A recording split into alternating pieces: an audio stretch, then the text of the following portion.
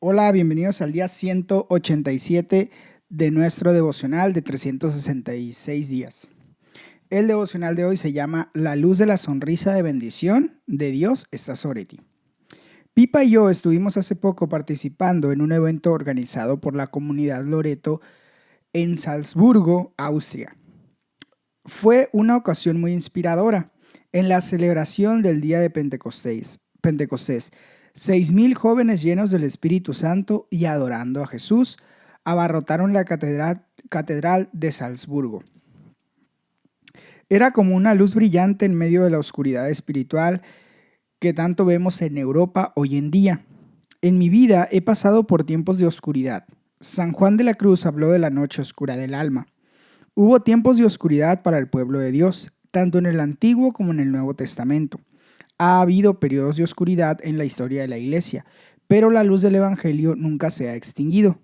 La luz de Jesús siempre eclipsará la oscuridad de alrededor. Tienes esa luz dentro de ti por el Espíritu Santo y donde quiera que vayas. Y donde quiera que vayas, una luz más grande que la oscuridad que te rodea. Salmos 80, del 8 al 19, vamos a leerlo en la Nueva Versión Internacional. Y dice de la siguiente manera: De Egipto trajiste una vid, expulsaste a los pueblos paganos y la plantaste. Le limpiaste el terreno y ella echó raíces y llenó la tierra. Su sombra se extendía hasta las montañas, su follaje cubría los cedros majestuosos, sus ramas se extendían hasta el Mediterráneo y sus renuevos hasta el Éufrates. ¿Por qué has derribado sus muros? Todos los que pasan le arrancan uvas, los jabalíes del bosque la destruyen, los animales del campo la devoran. Vuélvete a nosotros, oh Dios de los ejércitos, asómate a vernos desde el cielo, y brinda tus cuidados a esta vid. Es la raíz que plantaste con tu diestra, es el vástago que has creado para ti. Tu vid está derribada, quemada por el fuego, a tu reprensión perece tu pueblo. Bríndale tu apoyo al hombre de tu diestra, al hijo del hombre que has creado para ti. Entonces no nos apartaremos de ti. Reavívanos e invocaremos tu nombre. Restáuranos, Señor Dios de los ejércitos. Haz resplandecer tu rostro sobre nosotros y sálvanos.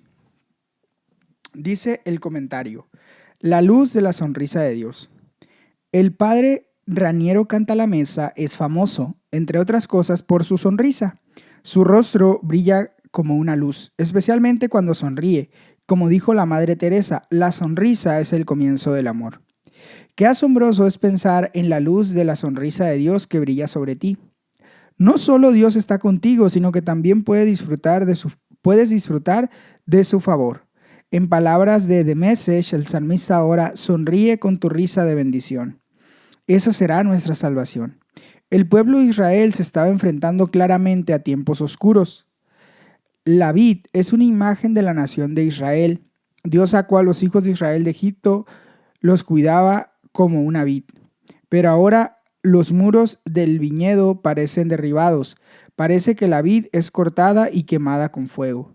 Todos los que pasan le arrancan uvas. Los animales salvajes la devoran. La gente está pereciendo. El salmista clama a Dios: reavívanos e invocaremos tu nombre. Restáuranos, Señor Dios Todopoderoso. Haz resplandecer tu rostro sobre nosotros y sálvanos. Al mirar el estado de la iglesia en este país, vemos que sus muros han caído o han sido derribados. Parece estar en una situación desesperada, pero Dios ha restaurado y restablecido a su pueblo en el pasado, así que puede hacerlo de nuevo hoy. Clama por un avivamiento. Te rogamos, Señor, que nos reavives de nuevo. Llena a tu pueblo con tu Espíritu Santo. Oramos para que las iglesias vuelvan a estar llenas de personas que sirvan a Jesús de todo corazón. Dirige tu sonrisa de bendición sobre nosotros. Hechos 24, del 1 al 27. Vamos a leerlo. 5 días después, el sumo sacerdote Ananías bajó a Cesarea con algunos de los líderes religiosos y un abogado llamado Tértulo. para presentar ante el gobernador las acusaciones contra Pablo. Cuando se hizo comparecer al acusado, Tértulo expuso su caso ante Félix. Excelentísimo Félix, bajo su mandato hemos disfrutado de un largo periodo de paz y gracias a la previsión suya se han llevado a cabo reformas en pro de esta nación. En todas partes y en toda ocasión reconocemos esto con profunda gratitud, pero a fin de no imponerlo más, le ruego que con la bondad que lo caracteriza, nos escuche brevemente. Hemos descubierto que este hombre es una plaga que por todas partes anda provocando disturbios entre los judíos. Es jefe de la secta de los nazarenos. Incluso trató de profanar el templo. Por eso lo prendimos. Usted mismo, al interrogarlo, podrá cerciorarse de la verdad de todas las acusaciones contra él. Los judíos corroboraron la acusación al afirmar que todo esto era cierto. Cuando el gobernador le concedió la palabra con un gesto, Pablo respondió: sé que desde hace muchos años usted ha sido juez de esta nación, así que de buena gana presento mi defensa. Usted puede comprobar fácilmente que no hace más de 12 días que subí a Jerusalén para adorar. Mis acusadores no me encontraron discutiendo con nadie en el templo, ni promoviendo motines entre la gente en las sinagogas, ni en ninguna otra parte de la ciudad. Tampoco pueden probarle a usted las cosas de que ahora me acusan. Sin embargo, esto sí confieso, que adoro al Dios de nuestros antepasados siguiendo este camino que mis acusadores llaman secta, pues estoy de acuerdo con todo lo que enseña la ley y creo lo que está escrito en los profetas. Tengo en Dios la misma esperanza que estos hombres profesan, de que habrá una resurrección de los justos y de los injustos. En todo esto procuro conservar siempre limpia mi conciencia delante de Dios y de los hombres. Después de una ausencia de varios años, volví a Jerusalén para traerle donativos a mi pueblo y presentar ofrendas. En esto estaba habiéndome ya purificado cuando me encontraron en el templo. No me acompañaba ninguna multitud ni estaba implicado en ningún disturbio. Los que me vieron eran algunos judíos de la provincia de Asia, y son ellos los que deberían estar delante de usted para formular sus acusaciones, si es que tienen algo contra mí. De otro modo, estos que están aquí deberían declarar qué delito hallaron en mí cuando comparecí ante el consejo. A no ser lo que exclamé en presencia de ellos: es por la resurrección de los muertos por lo que hoy estoy siendo juzgado delante de ustedes. Entonces Félix, que estaba bien informado del camino, suspendió la sesión. Cuando venga el comandante Lisías, decidiré su caso, dijo. Luego ordenó al centurión que mantuviera custodiado a Pablo, pero que le diera cierta libertad y que no impidiera que sus amigos lo atendieran. Algunos días después llegó Félix con su esposa Drusila, que era judía. Mandó llamar a Pablo y lo escuchó hablar acerca de la fe en Cristo Jesús. Al disertar Pablo sobre la justicia, el dominio propio y el juicio venidero, Félix tuvo miedo y dijo: basta por ahora, puedes retirarte. Cuando sea oportuno te mandaré llamar otra vez.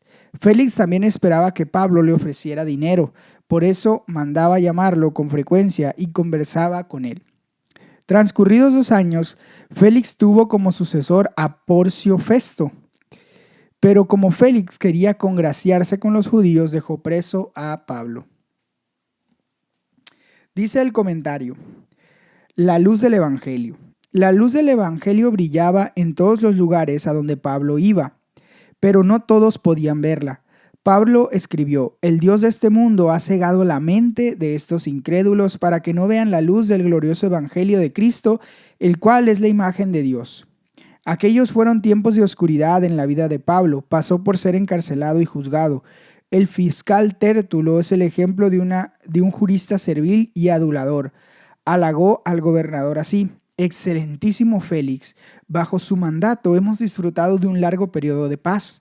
Y gracias a la previsión suya se han llevado a cabo reformas en pro de esta nación. Después de sus adulaciones vinieron las falsas acusaciones sobre Pablo, al sugerir que anda provocando divisiones entre los judíos y que es cabecilla de la secta de los nazarenos.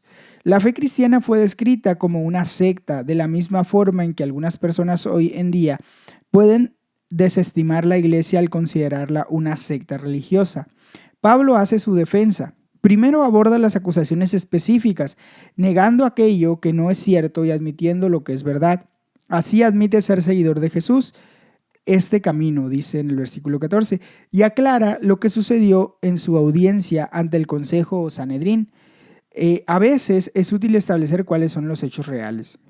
Pablo muestra la ortodoxia de sus creencias, adora al Dios de la historia y cree en todo el contenido de las Escrituras. Comparte la esperanza judía de la resurrección y afirma que cree todo lo que está de acuerdo con la ley y que está escrito en los profetas, y asegura tener la misma esperanza en Dios que los fariseos al mencionar que habrá una resurrección de los justos y de los injustos.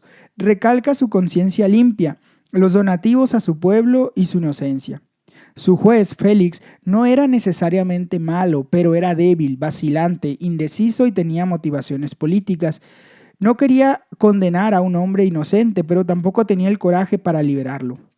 Como un juez débil, asustado por las palabras de Pablo cuando no sabía qué hacer, simplemente aplazó el procedimiento. Mantuvo a Pablo en la cárcel por 2 años esperando un soborno. Posteriormente, Félix no lo liberó por razones políticas, a pesar de que se había nombrado un nuevo gobernador y no había posibilidad de obtener una ganancia económica de parte de Pablo. Utilizó el retraso como una estrategia para evitar tomar una decisión.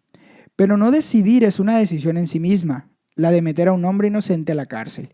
No podemos evitar nuestra responsabilidad en la indecisión. La indecisión es en sí misma una decisión de no actuar.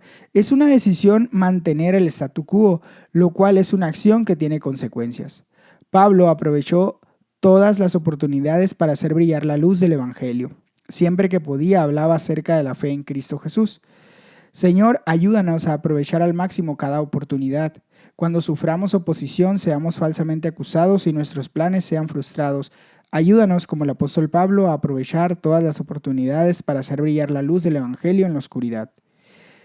Segundo libro de Reyes, del capítulo 10 al capítulo 11, versículo 21. Vamos a leerlo. Dice así: Acab tenía 70 hijos, los cuales vivían en Samaria. Por tanto, Jehú escribió cartas y las envió a Samaria, a los oficiales de Jezreel, a los líderes y a los guardianes de los hijos de Acab. En las cartas decía: ustedes cuentan con los hijos de Acab, con los carros de combate y sus caballos, con una ciudad fortificada y con un arsenal. Así que tan pronto como reciban esta carta, escojan al más capaz y noble de los hijos de Acab y pónganlo en el trono de su padre, pero prepárense para luchar por la familia de su rey. Ellos se aterrorizaron y dijeron: si 2 reyes no pudieron hacerle frente, ¿cómo podremos hacerlo nosotros? Por lo tanto, al administrador del palacio, el gobernador de la ciudad, los jefes y los protectores enviaron este mensaje a Jehú: nosotros somos sus servidores y haremos lo que usted nos diga. No haremos rey a nadie. Haga usted lo que mejor le parezca. Entonces Jehú les escribió otra carta en la que decía: si ustedes están de mi parte y de veras están dispuestos a obedecerme, vengan a Jezreel mañana a esta hora y tráiganme las cabezas de los hijos de Acab. Los 70 príncipes vivían con las familias más notables de la ciudad, pues éstas los criaban. Cuando llegó la carta, prendieron a todos los príncipes y los decapitaron. Luego echaron las cabezas en unos cestos y se las enviaron a Jehú, que estaba en Jezreel. Un mensajero llegó y dijo a Jehú que había traído las cabezas de los príncipes.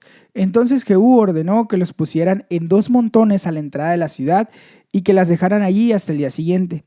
Por la mañana Jehú salió y, presentándose ante todo el pueblo, confesó: ustedes son inocentes. Yo fui el que conspiró contra mi señor. Yo lo maté. ¿Pero quién ha matado a todos estos? Sepan pues que nada de lo que el Señor ha dicho contra la familia de Acab dejará de cumplirse. En efecto, el Señor ha hecho lo que había prometido por medio de su siervo Elías. Dicho esto, Jehú mató a todos los que quedaban en la familia de Acab en Jezreel y a todos sus dignatarios, sus amigos íntimos y sus sucesores. No dejó a ninguno de ellos con vida. Después emprendió la marcha contra Samaria y al llegar a Bet-Eket de los pastores se encontró con unos parientes de Ocosías, rey de Judá. ¿Quiénes son ustedes?, preguntó. Somos parientes de Ocosías. Hemos venido a visitar a la familia real. Captúrenlos vivos, ordenó Jehú.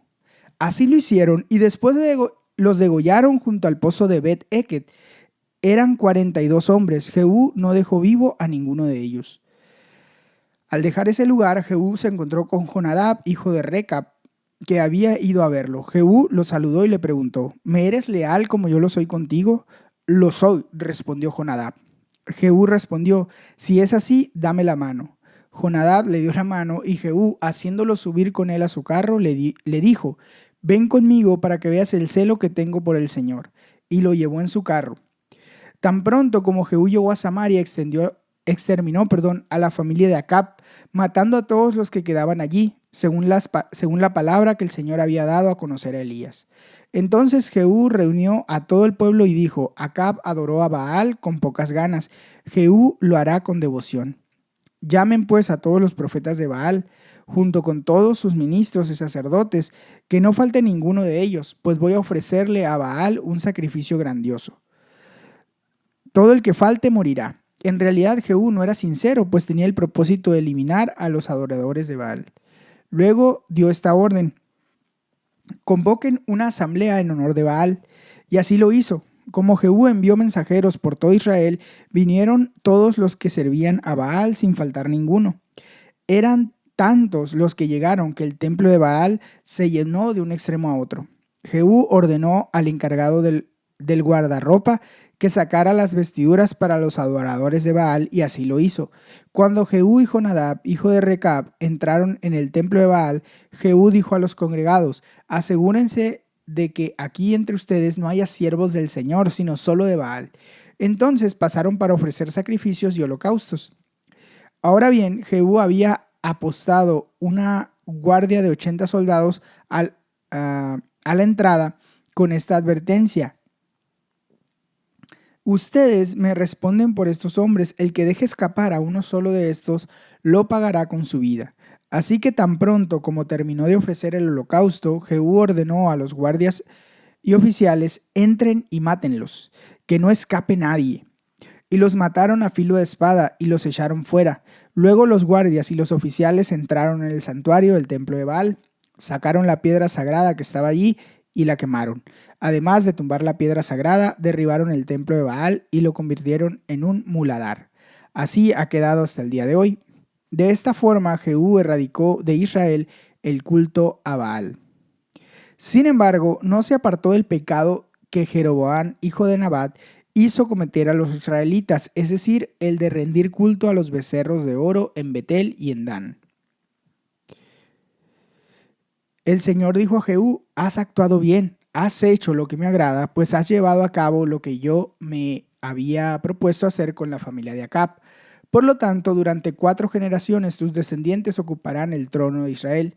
Sin embargo, Jehú no cumplió con todo el corazón la ley del Señor, Dios de Israel, pues no se apartó de los pecados con que Jeroboam hizo pecar a los israelitas.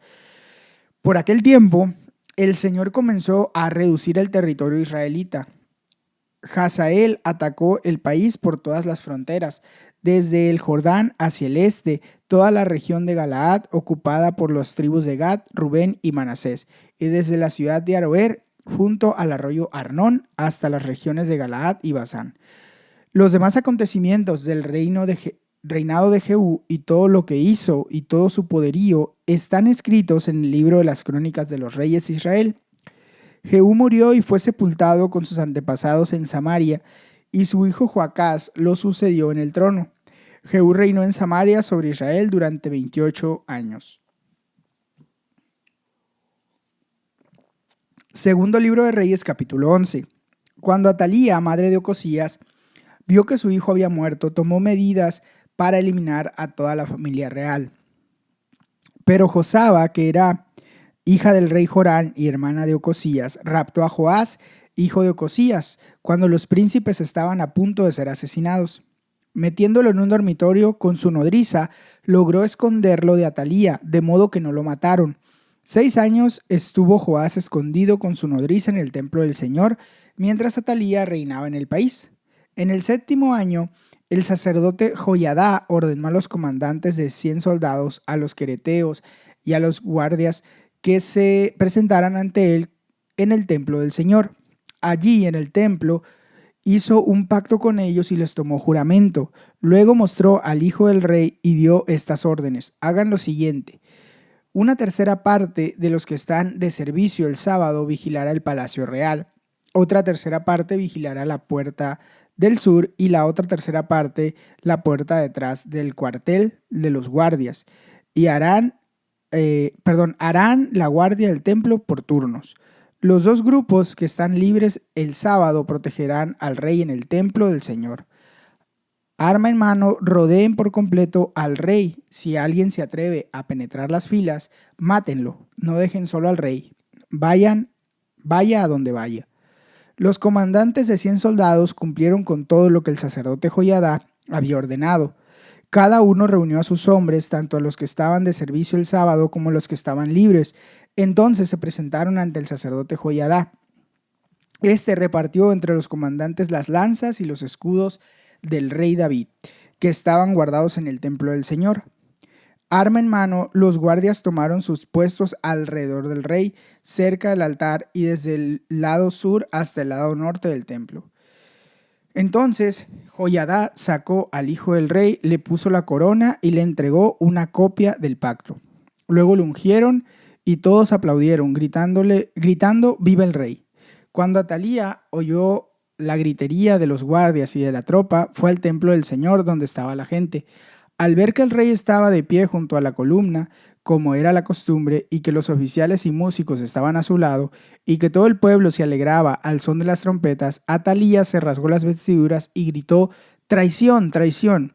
Entonces el sacerdote Joiada, como no quería que la mataran en el templo del Señor, dio órdenes a los comandantes que estaban al mando de las fuerzas.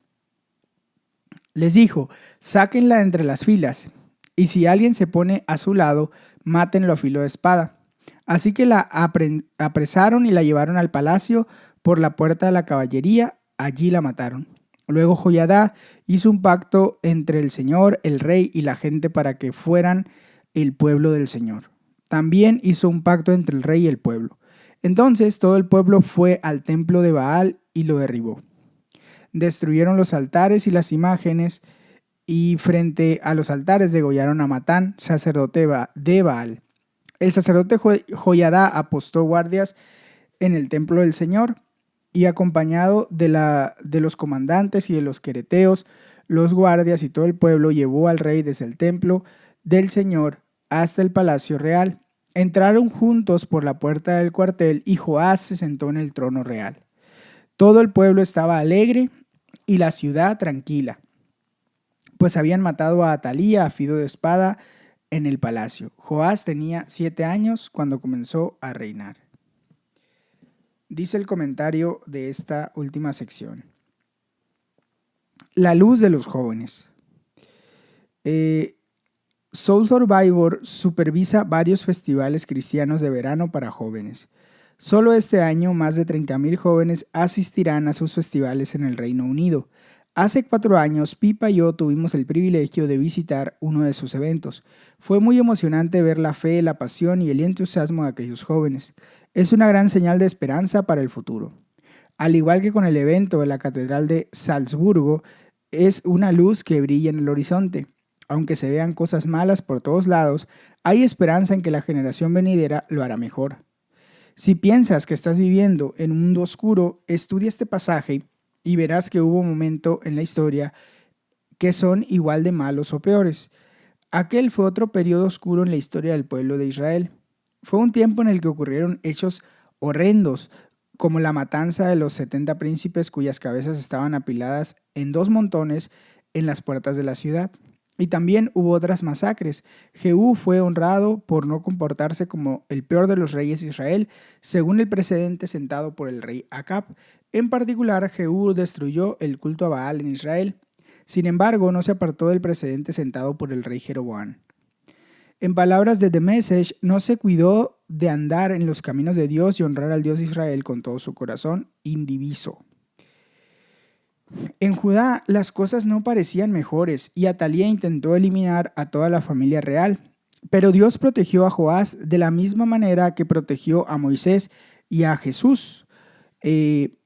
Josabá lo raptó, metiéndole en un dormitorio con su nodriza. Logró esconderlo de Atalía, de modo que no lo mataron. 6 años estuvo Joás escondido con su nodriza en el templo del Señor, mientras Atalía reinaba en el país.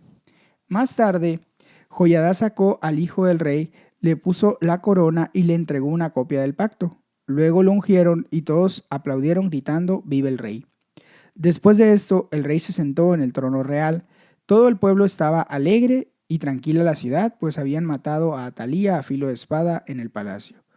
Joás tenía solo 7 años cuando ascendió al trono, pero este joven trajo esperanza para el futuro, de la misma manera en que tan a menudo vemos esperanza en los jóvenes. Una vez más, Dios mantuvo una luz brillando incluso en los tiempos más oscuros. Señor, gracias por los niños y jóvenes de nuestra propia iglesia y gracias por la esperanza que ellos traen. Gracias por los movimientos juveniles en todo el mundo y por la luz que brilla a través de ellos. Gracias porque incluso en los momentos más oscuros siempre mantienes tu luz brillando y la luz de tu sonrisa de bendición está sobre nosotros. Pipa añade, 2 de Reyes capítulo 10, versículo 31. Sin embargo, Jehú no cumplió con todo el corazón la ley del Señor, Dios de Israel. Dice Pipa, es difícil permanecer comprometido de todo corazón todo el tiempo. Piensa lo que Jehú pudo haber logrado para Dios si lo hubiera hecho. Hasta aquí llega el devocional de hoy. Recuerda que puedes tomar un tiempo para meditar y orar de manera personal. Te animo a hacerlo y también, si crees que este devocional le puede ser de bendición a alguien más, envíale el enlace y sigamos creciendo y edificándonos juntos. Dios te bendiga.